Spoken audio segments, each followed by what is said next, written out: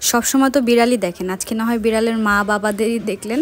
আসসালামু আলাইকুম এভরিওয়ান, আশা করি আমরা সকলেই ভালো আছি আলহামদুলিল্লাহ। আপনারা অনেকেই জানেন যে গত 10 থেকে 12 তারিখ বাংলাদেশে চলছিল থাইল্যান্ড উইক, যেটা ছিল হচ্ছে প্যান প্যাসিফিক সোনারগাঁও হোটেলে।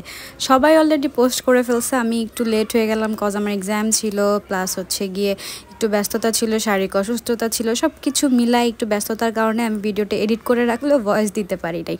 আর দিলেও কি বলবো সেটা বুঝে উঠতে পারতেছিলাম না। যাই হোক, ওই দিন আমি আর আমার ফ্রেন্ড পুষ্পিতা নকরেক চলে গেলাম কানিভা বাংলাদেশের যেই ফেস্টিভটা ছিল সেখানে। তো ওখানে গিয়ে আমার সাথে দেখা হয় অনেকগুলো বিড়ালের মায়েদের সাথে, যাদের আমি অনেক অনেক অনেক বেশি পছন্দ করি। স্পেশালি তুরতুদ্দা চোরা শামসু মানে ফুলকন্যা পেজের ওনার আখি আপুর সাথে। তারপরে দেখা হয়ে গেল আমার আরেকটা ফেভারেট মিমি দ্য ম্যাওয়ের আম্মুর সাথে দেখা হয়ে গেল। নতুন নতুন পরিচিত হলাম আরও অনেকের সাথে, যেমন কিনা দীপাস ডায়েরি।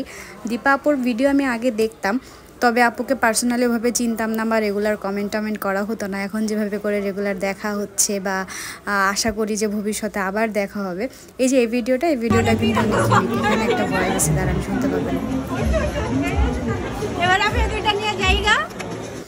যাই হোক, কিপটা ভাইয়া তো এগুলো আমাদেরকে দিল না। তারপরে আমার ফ্রেন্ড আবার এই যে কানিভার যে বালুনওয়ালা মানুষটা আছে তাকে একটু কুতু দেওয়া ট্রাই করতেছিল। আমি বললাম দিস না, এটা কিন্তু বেলুন না, এটার ভিতরে কিন্তু মানুষ আছে। তারপরে আবার ও সরে গেল।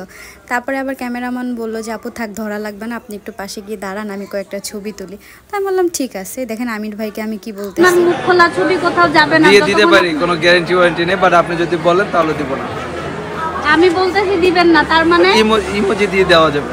যেহেতু আমি সোশ্যাল মিডিয়াতে কোনো ছবি বা আমার কোনো ভিডিও পোস্ট করি না, তাই আমি তাকে ওয়ার্নিং দিচ্ছিলাম যে আপনার ক্যামেরাম্যান যতই ছবি তুলুক না কেন, আমার কোনো ছবি বা ভিডিও যেন পোস্ট না হয় যেখানে আমার ফেস শো আছে।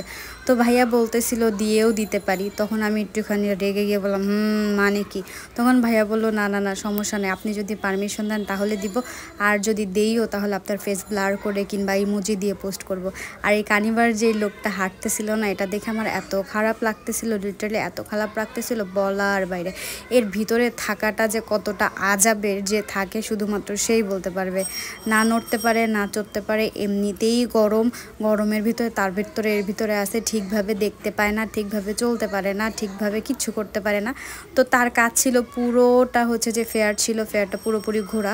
এই যে এখানে একটু দেখতে পাচ্ছিলেন তুত্তুরের রাম্মুকে। আর দুপুরবেলা আমরা খাইছিলাম biryani, which is treated by Amir ভাই। কিন্তু পরের দিন আমার এক্সাম থাকার জন্য আমি বেশিক্ষণ থাকতে পারি নাই। আর তারা সবাই কিন্তু অনেক রাত অবধি ছিল, সবাই একসাথে ডিনার করছে, মজা করছে, গল্প করছে, কিন্তু আমি অনেক দুঃখ প্রকাশ করতেছি কারণ আমি থাকতে পারিনি। তারপরে এই তাড়াহুড়ো অনেকের সাথে দেখাও হয়নি।